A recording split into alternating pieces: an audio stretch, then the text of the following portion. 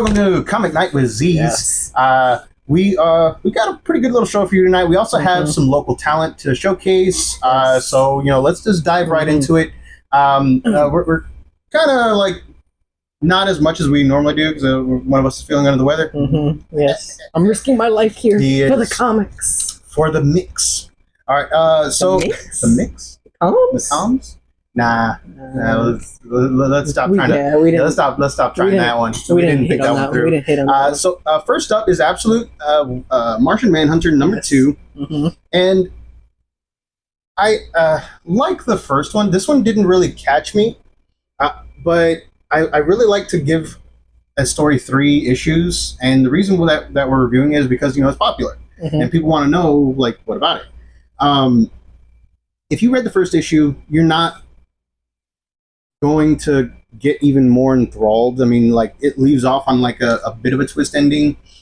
Turns out that it's not the Martian Manhunter, it's the healer, the redeemer, the killer, the hunter, things like that. It's kind of weird in how the Martian entity is talking to John in his head. And then it's kind of weird how he's also inhabiting other people, because it was very confusing. This is a very confusing one. I did find it kind of some humor in this though, because since he is green and he takes the form of a bunch of different things, it felt very Fairly Odd Parents to me. Yeah, it where did. It's Cosmo just taking over things, taking different shapes. But it was very confusing. Yeah, and this one has more in line with a symbiote than with the original Martian Manhunter, like a Marvel symbiote, in that it can read the host's memories and things like that, and it does use the memories associated with John Jones to calm him down when he starts realizing, oh snap, there's something in me, and I don't know how to feel about this. You know what I mean? It's. Whenever he starts talking about, being overtaken, being invaded, the entity inside of him takes offense to it and reminds him that he prefers to be called a roommate or a friend or something like that. So he has a personality. It's just not a great one, I guess. So it's hard to distinguish too. It's not really it's not really a stark difference between them. Yeah, the only difference is the speech pattern in the way that the speech bubbles are drawn, and it's not that confusing seeing which one is talking. It's just I don't really. It's just not. It's still not grabbing me. It's just not for us. I still see why people like it. Yeah. I feel like if you did like the first one, this one probably will get a lot of people that are already fans of it thinking oh yes, we get even more of this, because I can they do different things. It delves more into his mind reading abilities and whatnot, so I can see fans of this already getting more excited for it. But it's just on my end, personally, it's just not for me. It's not my style, not my feel. So unbiased grading on this, I gave it a very positive 3 out of 5 because the artwork is still that surreal stuff that can work for a comic, and it does work for this particular comic. It's just very confusing as to what I should be paying attention to, and the writing gets a little repetitive at points. The storyline itself kind of gives you a little bit more information as to what the entity's purpose or desire is, and the twist ending, it leaves you kind of oh damn, okay, so we're getting a classic villain name drop here. So I'm a little intrigued by that, so I may keep up with issue 3 and see how that goes. But if issue 3 doesn't catch me, I'm dropping this. But yeah, all right, so moving on. So Absolute Martian Manhunter #2, 3 out of 5. If you were a fan of the first issue, definitely pick it up. If you weren't, this one's not going to do much for you. Yeah, it's very. There's a lot of kind of the hallucinating parts of Fear and Loathing in Las Vegas. Yeah, not much for me at least, and it's not much out of it to explain what's going on during that. So, but yeah, it's good. I see why people like it. Unbiased opinion, like professional comic reviewer. I'd give it, honestly, I'd give it like a 4 out of 5 just because it's doing great. Like, the story is pretty good, but it's just that confusing aspect that knocks the point off for me. Personally, it is like a 3 out of 5 for me. But like, trying to be profesh, I can see it being a 4. My personal opinion, I would give it a 2, but like just unbiasedness against the character, against the writing, 3 out of 5, because I can see why people enjoy this. Yes. But I myself do not. Yeah. So, all right, moving on to Batman number 159. Dude, you need to talk about this one because I still have super huge problems with it. Yeah, his main gripes, and I see his gripes coming where it's like, it's not really shown how he's getting from A to B. The detective side of it, the deduction side, is not really being shown. Not there at all. It's not really being shown. They showed a little bit when he's examining the dude on the table. I'm trying to be as vague as possible, but they showed a little bit, but he found nothing. He says he found nothing. How is it getting from A to B? How? There's nothing indicating that. He's Batman. Just because he's Batman is like, this one is heavily plot armored. Okay, I think that is a thing here that I do see. Yes, a lot of this story, I think, comes from the fact that the reader is supposed to just be like, he's Batman, or they're the Bat family. Where it's like, yeah, a lot of it is kind of like, I see what he means too. There's 2 characters in this. In film, there's that suspension of belief, and we can all agree that in certain aspects you have to have that suspension of belief. But in Batman, the world's greatest detective stories, you kind of have to leave a few crumbs here and there, so that way the readers are like, oh, I see how he got there. Am I not seeing it? You read it. I read that thing twice while we were sitting over at that table, and I could not tell you how he got from A to B. Yeah, and like, it's just a lot of things where, especially 2 certain characters that he was pointing out on, Nightwing and Batgirl, coming to the already in the realization that, oh, Batman is doing this with this person's body, and it's like, how do they know he's doing that when at the time, they got what's the word I'm looking for? They got hacked? They got hacked, basically hacked, something like that. They got hacked, everything was shut down. Now the power's back on, which, in my head, again, I'm just like, oh, okay, power's back on. They probably, at some point, did something to figure things out. But, again, to my co-host credit, in something like this, you can't really just leave it to, oh, they're the Bat family. This moment power comes back on, they're searching things up. They're trying to, catch back up. Gotta show at least a little bit. You gotta give us something, man. Okay, that is what stone happened. that they turned over, something. Because by all everything seen, Batman has not informed them of anything. The only one that he's informed them of is a doctor in an alley. And I thought Leslie Tompkins was dead. Is that supposed to be Leslie Tompkins? I don't think so. I'm pretty sure they gave her a name. They have power. They did give her a name because I didn't see one. I'm pretty sure they gave her a name. I don't really remember. Now apparently this person has powers. And I don't know what the hell's going on. I don't think they have powers. No, Leslie Tompkins doesn't have powers, but apparently this person does. No, this nurse was just a regular nurse. He said use your powers. Yeah, as like a figure of speech. Batman is not one to wax metaphorical. He was like, it's kind of like, do everything within your power to do that, to save him. Use all your powers and your skills. I'm still taking that. I'm still taking that as like, okay, like everything within your power to do. I don't think she's having actual powers. We'll see. I'm still kind of like trying to figure out if Leslie Tompkins is back from the dead, because she died in Batman 1000. I don't believe so. Just because, again, I'm pretty sure he names her because it goes into a whole the backstory. Evidently, this is the lady that found him. Yeah, Leslie Tompkins was the one that found him, and it retcons how Crime Alley happened. Mm-hmm. Yeah. So I think there's something different going on here. I don't think it's who you're thinking of. Maybe, but. Yeah, I have issues with this issue. Okay, he's got issues so far with this whole storyline, and yes. I can see it. Like the first one was good. It was smartly laid out, and it had action. It had a good story. It had a solid Plot direction. This one seems kind of all over the place to me. And like, dude, I'm not gonna lie, man. Jason's little monologue in here, little rebuttal to Batman. Jason's right.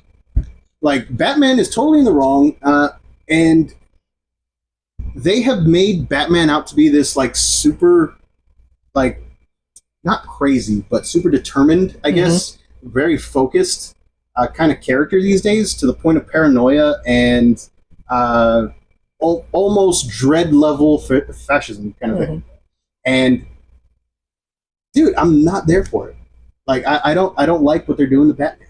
Like, he's been that way for a while, but in earlier series, like right after in earlier series, he actually got a little bit better. In the Batman and Robin one, he was a little better for a little bit of time. Like, him and Damian actually, you know, went out, they hung out as, you know, father and son, Batman and Robin, whatever. They actually did stuff as a family.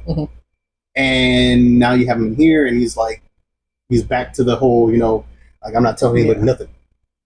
So like, you have Batman going in all these different directions, trying to come to terms with how his backup plans kind of turned the entire world on its head with Failsafe and Batman of Zur-En-Arrh, and yet he's still doing the same thing. Does he not learn? That's what I have. That's the issue that I have with Batman, the Batman series in general, and then this one just makes it worse. You see, I see that, but kind of also just sticking with this main story right now. A problem that I do kind of have with it is I enjoy it. I enjoy the art. I enjoy the moments that are being had in this story, but I don't know what the story is. Exactly. Because there is, like, so far in these 2 issues, there is no laid out story yet that I can even begin to tell you. And like, what I mean, and like, I just know what he was saying, like, okay, the deduction of this and that, like, how is he deducting that? But still, deducing or whatever, deducing that. But yeah, there is no like laid out plot. It's just like blueprint of a story. You just know, okay, something's happened to the Joker, and then there's no progression in between. Yeah, it's like something's happened to the Joker. We don't know why it happened. We don't even know like the little hints or like details. I don't know a story so far. It makes me feel like this is the Revenge of the Fallen of comics right now. Transformers 2. Oh, okay. Where it's kind of like, where I feel like I want to be Simmons and just be like, okay, beginning, middle, end, details, plot, condense, tell it. Yeah, yes, exactly, man. Oh my gosh. And yeah, like there's some cool stuff that happens in it. Again, like art, tremendous and all that. But I just, what can you expect from Jim Lee and what's his name, Alex Sinclair? I think, right? Yeah, like they're amazing, right? But like the plot so far is like thin at best. So far, what I'm hoping happens is, for some reason, this is like on purpose. The first 2 or however, I don't even know how long this is gonna be. I think it's supposed to be like 8 or 9. Wow, that's a long run. Yeah, but it's a long time to try to keep some people involved when your opening shots just kind of fall. Yeah, especially when you're like, you're 2 issues into this like beautifully artfully done scenery, and the writing just doesn't keep up with it. The sequel of one of the greatest modern comic stories of all time, and no one, I don't think so far, I haven't really seen anybody that can tell you what it's possibly going to be about. Aside from, hey, Hush is back. How do you know? So I'm hoping at some point, hopefully issue 3, or like maybe 4, where we start getting some like, okay, we're purposely making it vague, and now we're gonna like, you know, piece everything back in together. We're gonna let you know the details are coming in like the next few issues or something. Yeah, but I give this one, you know what? For the artwork alone, I give it a 3 out of 5. I don't recommend skipping it, but I don't recommend buying it.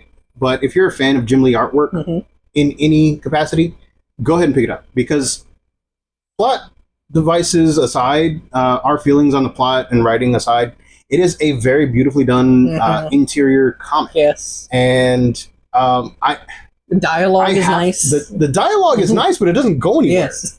So yeah, we're just gonna remain neutral on this one at a 3 out of 5. Okay. So yeah, I'm gonna remain neutral, especially because I could kind of see people being all like, "Hey, why do y'all guys have this ahead of Martian Manhunter, even though y'all seem to dog a little bit more on this one than that one?" Because I like pretty things, and the artwork is pretty. Yes. Right. Even though we try to stay impartial on here, sometimes we're gonna have it seeps through. Our own personal biases coming. Yeah, I tried not to, but damn it, I couldn't stop it. Moving on to Turtles of Grayskull number 4, the final chapter in this epic crossover. And you've been reading it more than I have. I only read this issue. Go ahead and start us off. I read all 4. Overall, I would say this whole thing overall it's a very nice read. It's very fun, but I just don't think it sticks the landing very well. Yeah. And a part of that is, I think things may have gotten messed up with how much it was delayed. Because, like, I know issue 3 was delayed a lot. Issue 4 was delayed as well. And it just feels like things may have gotten all twisted up. Because, again, with the delays, I can't really remember too much of the story all at once. Just because it's like, oh, it's been gone out of my head for so long that everything got all wonky. But I'm pretty sure at the end of issue 3, He-Man was on our world. He was in New York. Turtles were on Grayskull. And that was it. But then I keep forgetting the time traveling lady's name. Timestress, I think she was, or something like that. Yeah, she's seeing Ninjor being trained and whatnot, realizes, oh my gosh, no, this is bad. And that's like the cliffhanger of issue 3. Issue 4 picks up pretty much right there. She's, first page, she's getting chased by Ninjor. Then she jumps through time, and all of a sudden, boom, everyone's in one spot again.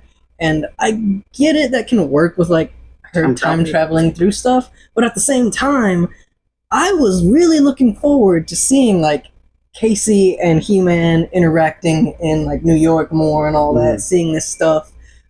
But it just seems like this issue really rushed to the ending. Like, they didn't really give the team, the writer and the artist and all that, time to really, like, flesh everything out. Because it just seems really, like, boom, boom, boom. All right, now we're at the end.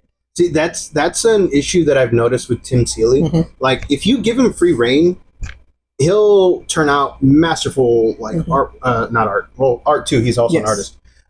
He'll turn out, like, masterfully written series, but if you rush him, he tries to tie stuff off a little bit too haphazardly, and like all of his, like, he basically throws out the board that he has for all these plans. At least that's what it feels like. I don't know if that's what's going on, because his own series are amazing, like Hack and Slash, and then he had a couple others whose names are escaping me right now. But he also did, Nightwing for New 52, and I think a little bit of the Rebirth one. But yeah, it's like a problem that just comes from the studio rushing their people. You know what I mean? And yeah, the delays might have been because of that. Like they were rushing him. He's like, man, what do you want from me? I don't know. It really didn't seem like they let him cook towards the end, because like beginning, the first 2 issues, tremendous. I liked it. I liked the way it was going. I still like the series overall too. Like last 2. Like, I still like the whole thing overall. It is a good time. It's a fun time. Yep. There's, like, fun dialogue in this, the jokes, everything meshed so well. It's just, at this point, it makes me say I wish, because I feel like they didn't, I wish they would have given this team. Yeah, but they did leave the door open, the rift open at the end for possible sequels or possible more trips to the Nexus of Realities. That's pretty cool. Like from what I've seen in here, it's basically kids playing with their action figures on a Saturday afternoon. You know what I mean? And I think we're expecting too much from it. Maybe. I think that's what it is, because all these crossovers are nothing more than geekgasms. You know what I mean? So I feel that. I feel that. As a comic on its own, I give it a 3 out of 5. But as what it's trying to be, basically kids playing with their figures, I give it a 4 out of 5. See, like, that's why I'm saying this particular issue, I will give like a 3 out of 5. You know, kind of like a meh 3 out of 5. Overall, I still like the series, 4 out of 5. But I'm a little bit harsher on it just because of the way it started out. It started out very nicely. Yeah. It started out very nicely, and it just seems like, okay, things may have gotten hectic behind the curtain, and kind of just didn't stick the landing. Yeah, just didn't really stick the landing for me. All right, so Turtles of Grayskull number 4. That was a 3 out of 5, and you gave it a 3 out of 5. Yeah, I like it. Yeah, 3 out of 5. Yeah. All right, moving on to. What we got here? Absolute Wonder Woman number 7. Absolute Wonder Woman number 7. It does not have the same artist as the one as Absolute 6, but damn, it was good. The art did not disappoint. You kind of get thrown into the action, and then you get flashbacks, and then action, and then flashbacks. Yeah. Very Zack Snyder-y type. Sort of, yeah, very Zack Snyder. Which is funny because Scott Snyder is like the Grand Poobah of the Absolute Universe right now. Yeah. But anyway, in this one, Hades makes good on his, on his threats, and tosses Diana into a challenge, things like that. Then you get flashbacks to when she met Persephone, and then flashbacks to her mother Circe pleading with the goddess Hecate. Wait, no, not Hecate. Okay. No, it was a different goddess. No, it was Hecate. I just pronounce it as Hecate. Hecate? That's usually how. Well, there's an E. I know, but I always treat it as like a silent E. Hecate. Agree to disagree. So somebody tell us how it's supposed to be pronounced. But anyway, it shows Wonder Woman's destiny is something that has already kind of been set in motion. All she has to do is, take the reins, and it's hers, kind of thing. I like how this one shows how, yes, killing is a last resort, but she's not above it. And yeah, so a lot of the heroes and stuff. That's why I enjoy Wonder Woman. She tries like hell to, make sure there's no casualties, make sure there's no deaths, whatever. But in the end, she knows she's a warrior. Sometimes you got to put somebody down, and that's how this was. And it lays a foundation for her support system. Another person gets added to her support system. Another person gets added to her enemies list, and the action in here is just great. Yes. The dialogue is just like spectacularly written. I loved it. I gave it a 5 out of 5. I'm gonna give it a 4 out of 5. I'll give it a 4 out of 5. 4 out of 5? Okay. I really enjoyed this part too, where it's like, it's like kind of playing between a certain Greek mythological story and like that she was told as a little kid, and like you see her like being retold that story so many times, like as a wee lad. She's like 8 years old, wee lass. But she's like 8 years old, and then she's like a teenager again, and now she's grown up, being told this story. And each time she's just like, I don't get this. This story is dumb. Makes no sense. And then ends up like being basically this story for this issue. I like that. I like when things can do that. And I enjoyed it. It was pretty touching. We got a pretty touching moment. Yeah. Yeah. So, but I guess it might be my little, even though I kind of get it, I kind of get the meaning of the like mythological story that she was being told. I kind of get the meaning. I guess this is my little version of, I don't really get that story as well. That I'm just like, could have been done in a better way. I took it as the person doing the choosing is completely trusting the person. That shows their devotion. That shows their trust. And she loves her mom. Yes, she trusts her mom. But everybody else that knows her mom doesn't think that she'll do it for Diana.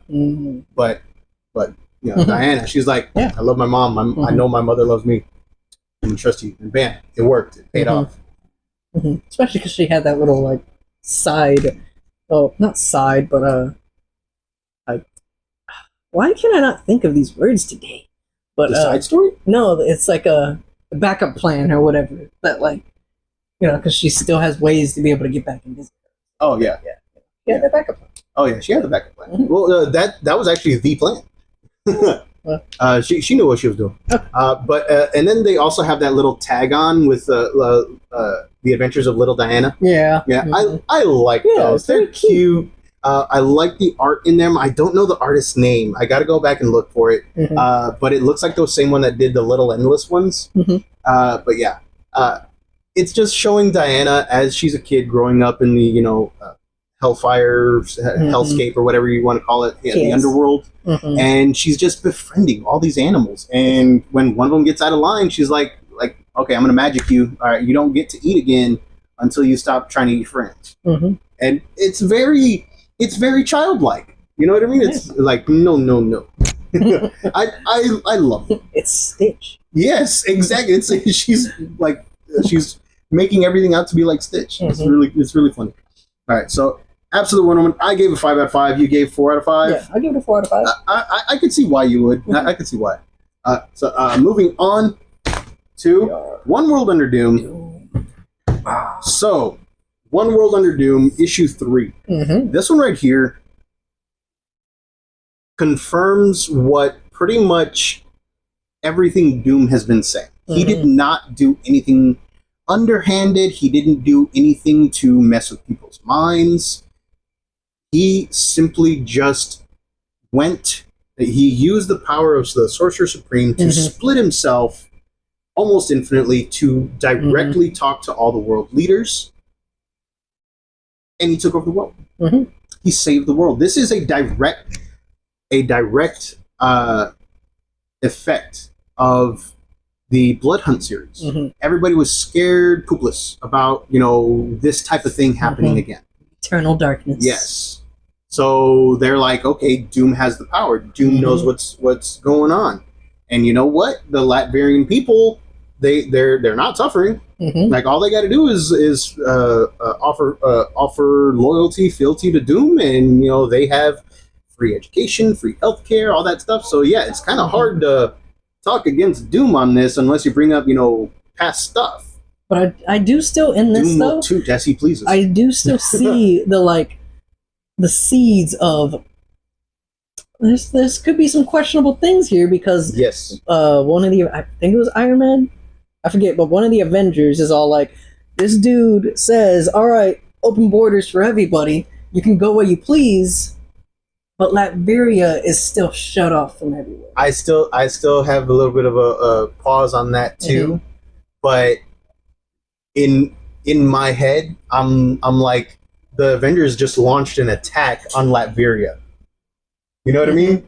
Yeah. So, is he really in the wrong to try to protect his home and his people from the Avengers and their cadre of villains that they roped into their stuff? Yeah, like I'm saying, I see the points here because even me, I was all like, okay, but you guys, I'm sure Doom would know. Hey, I've just taken over the world. Mm. Like, yes, Avengers, these guys gonna come after me, but at the same time, it's kind of like, you could keep your place. The main one that got me a little bit of like side-eyeing him is the breakout. Mm-hmm. The breakout. That's what got me a little bit side-eyed because like the timing is too suspect. Yes. You know what I mean? Very suspect. Yes. Suspicioso. Yes. And then too, we got the, I don't want to say twist at the end, but you got the added threat at the end that's coming. That might unite a world against something. Yes.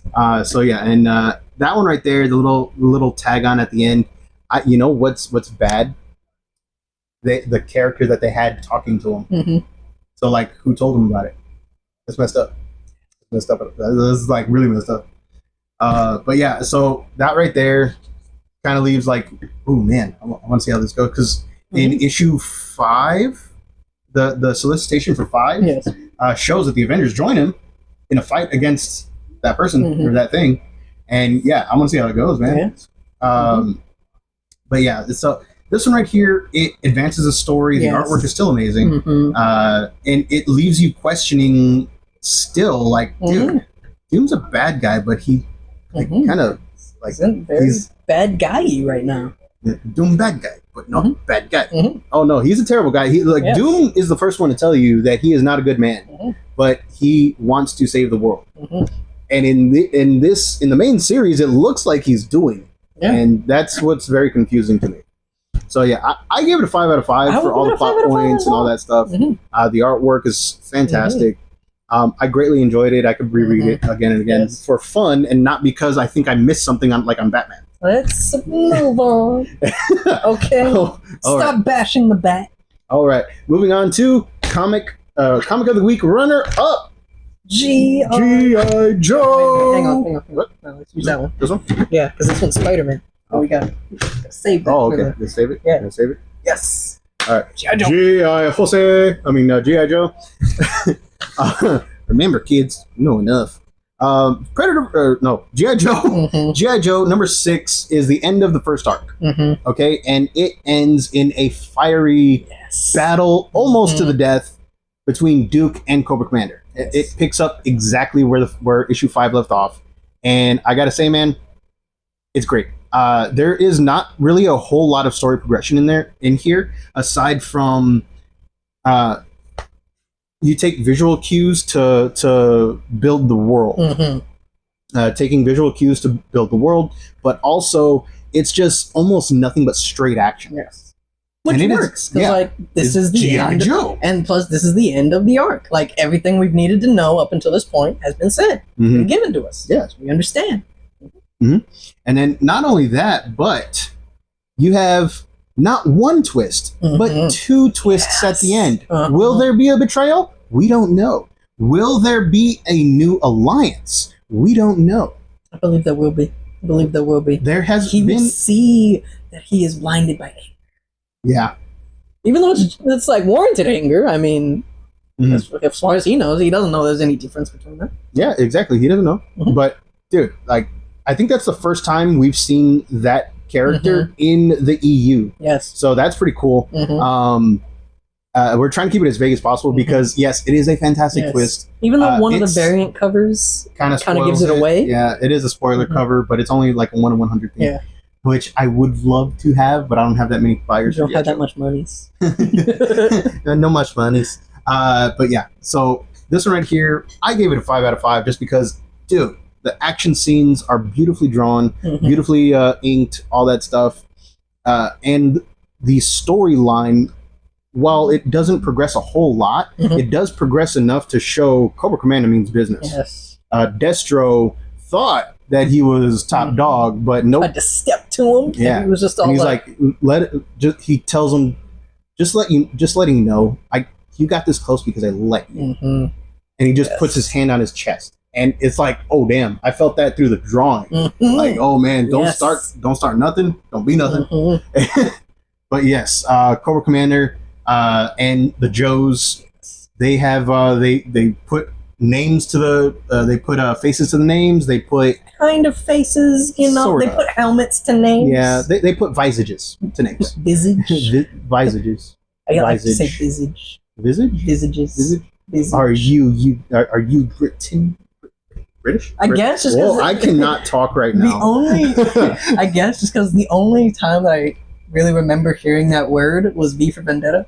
So I just picture visage. Hugo Weaving saying visage. I whenever I think about stuff like that, I think about 12 Monkeys. It's an advertisement. Really? Advertisement. All right, so bottom line, G.I. Joe issue 6, 5 out of 5, ending of an arc, 2 twists at the end where I went, oh dang, and I loved it.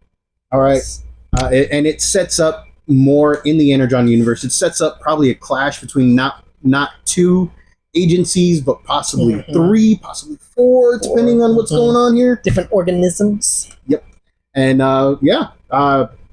definitely worth picking up this one. It's fantastic. Yes. G.I. Joe number 6, 5 out of 5. Yes. Runner up to comic of the week. Comic of the week. Yes.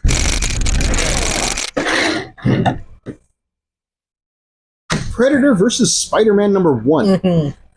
Now, the Predator versus Black Panther one kind of underwhelmed me. Yeah, I don't know. This one though, oh my gosh. Yes. Like, it starts off violent. Like, I'm wondering why this isn't Red Band. I know it, and it yet again makes me think Red Band is just a freaking like marketing because like this one is more brutal than most of the Red Bands that I've read. Yeah, like this one is more brutal than that Daredevil Cold Day in Hell. And oh my gosh, yeah, a new Predator is in a new thing because they never show it.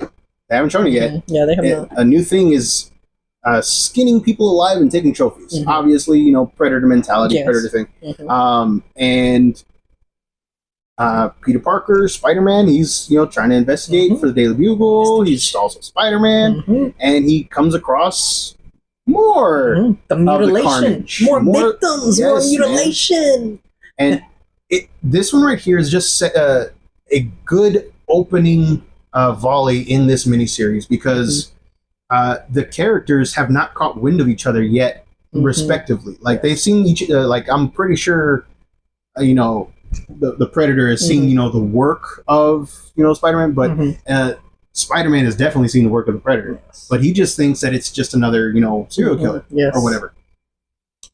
This one right here, the artwork is just amazing. First off, the writing really good, and yeah, it is quite vivid. Again, like, why was this not Red Band? And there's plot points in here that might turn the story personal for Parker. So we may not be seeing Spider-Man for the rest of the series. We may be seeing the Spider for the rest of the series. And what, like, you might be thinking, you know, like, well, what's the difference? The Spider is what a lot of people call when he dons the black suit and he's just done playing around. There's no jokes. No more jokes. Everything is brutal. No quips. It's one of those things where, like, beware the fury of a patient man kind of thing. And Kingpin found that out in Back in Black. And I think the Predator might be finding that out soon, too. And then, you know, the arrival of a twist character. I'm pretty sure the solicitations already spoiled that, but I'm not going to do that. But yeah. it just makes sense, you know, when another peak Predator comes in, it just makes sense that a certain person would come in as well. I think that the surprise character at the end, and this is just speculation, I think that surprise character is going to get taken out within like the first 5 minutes. like the first few pages. First few pages of the next issue? Of issue 2. The very next issue? Very next issue. I think it's going to be like, okay, this person is doing this. I think he's going to get, what was his name in the first movie? But I forget his name, but the guy that stays on the log and wants to like fight him with the sword. I think it's just going to be like off screen. We hear the yeah. I think it's going to be off screen. And you know, Spider-Man's going to find the body. I think that's what's going to happen. That's not solicitation or anything, but that's like, oh man, that'd be brutal if that's what happens. See, like, I think he's gonna lose. I think that character would lose, yes, but I don't think it's just gonna be like, oh, first 2 pages. I think that would be funny. It would be funny, but at the same time, I'd be like, come on, I could put up a better tussle than that. We'll see. But especially because at my point, I'm like, if this guy took down. We can. Okay. But anyway, I do have a question. Like, why is it in every Predator story? Oh, it's so hot. The weather is just so hot. Everybody's just, you know, sweating out their butts. That's their like. You know what I mean? Like, well, I don't know. I mean, think about it. The only time they've ever been anywhere cold was in AVP. That is true. But like in I'm spacing on it. Like they did that in Predator vs. Black Panther. They did that in you know, Wolverine. But yeah, it's like the weather's so hot. I think that's just in New York, the weather is like 90 degrees, and they're like, oh my god, it's so hot. When it's like our spring is 90. They're down here. northern people, bro. That's the thing. We make fun of them because they think it's hot when it's barely 90. They make fun of us because we think it's cold when it hits like 60. That is true. Okay, yeah, I'll give them that. It's the give and take. Yeah, I suppose. But also, like, again, like, even though, sure, I see what you mean by that, but, like, to me, it's like, it's the Predator's environment. That's what they want. I guess. They probably have some sort of way of being able to change the temperature and whatnot because, like, even in Predator 2, yeah, LA they did that. Yeah, LA was, like, crazy hot. Yeah. And I just think that's, like, that's what they want. That's their environment. Because, like, you know, you got first one's in like Guatemala or something like that, right? No, the first one is in Vietnam, I thought. Nam, okay, Yeah. maybe not. Yeah, it's in one of those. It's in like a South Asian country. It's in one of those like hot countries, and it's just like I think that's just their environment. Yeah. That's where they thrive. I guess. Yeah, that can probably be it. I mean, I guess it kind of works that way too, because like the hotter it is, the more like body heat they're gonna be radiating. So it's like okay, I suppose. Like, but if you want a true challenge, then you wouldn't go where it's like where you're handicapped. And that to me that just makes it so that way you don't like you got an asterisk next to all your trophies. You know what I mean? I'm just saying. Maybe it's something with their body or whatever. You know, maybe that's like maybe they can't live otherwise. Possibly. I don't know. Stuff but we anyway, need to ask Dave about. He's the predator guy. He's a Yautja guy. So this one right here, while it doesn't actually show the predator, it does show him stalking certain prey, and that is where the possible personal issues are going to come in with Spider-Man.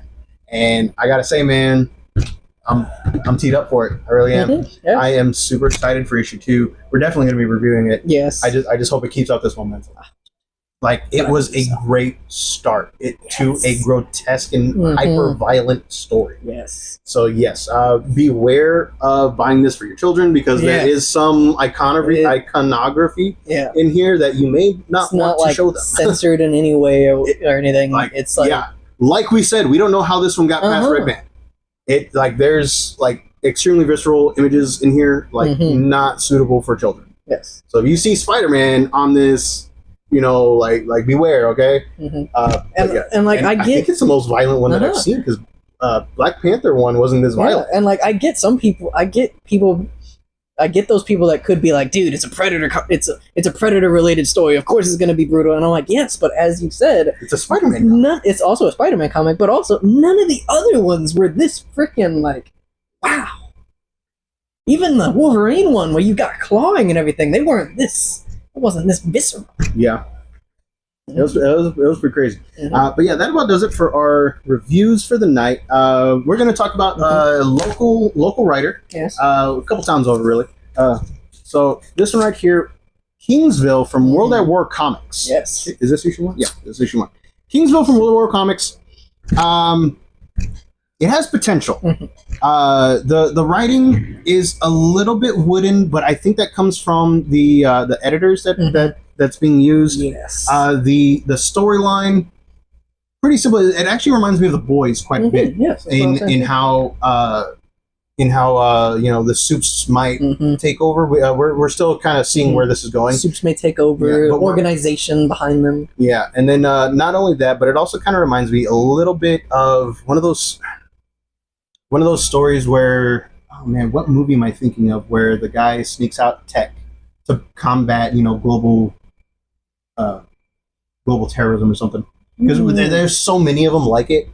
Because that's basically what happened in here. Kind of sounds like the beginning of the Resident Evil movie. Kind of. Yeah, I can see that. But he started the epidemic. Yeah. Not snuck out superpowers. Yeah. But in here, I like the potential. I like where it's going. The artwork is pretty good. Yeah. But the artwork doesn't really say what it needs to say. Like we can get that from the dialogue. But the artwork is saying the exact same thing that the dialogue is saying. It's not showing us any more of the world than we need to see, but rather than